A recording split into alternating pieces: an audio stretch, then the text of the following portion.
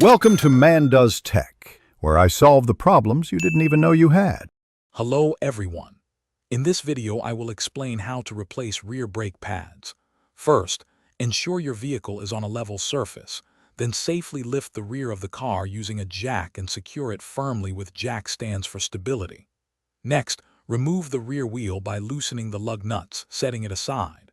Before starting, gather all your tools, including a socket set, a C-clamp or brake caliper piston tool, and your brand new brake pads.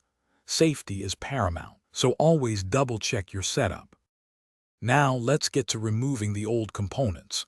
You will need to locate and remove the two caliper guide pin bolts, typically found on the back of the caliper.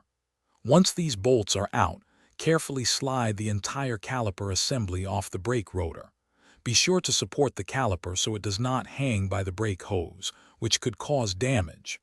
Then, simply pull the old brake pads out of the caliper bracket. Take a moment to inspect your brake rotor for any deep grooves or uneven wear. With the old pads removed, it is time for installation. First, use a C-clamp or a specialized brake caliper piston tool to slowly and fully compress the caliper piston back into its housing. This creates space for the thicker new pads. Next, install any new brake pad shims onto your new brake pads, then carefully place the new pads into the caliper bracket. Finally, slide the caliper assembly back over the new pads and rotor, ensuring everything aligns correctly before proceeding. To finish up, reinsert the two caliper guide pin bolts and tighten them securely to the manufacturer's specifications. Now, remount your wheel onto the hub, hand tightening the lug nuts.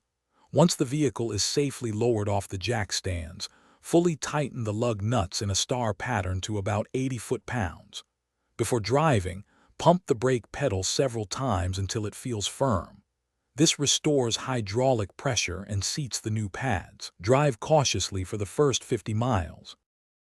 Thanks for watching. If you found this helpful, don't forget to like and subscribe.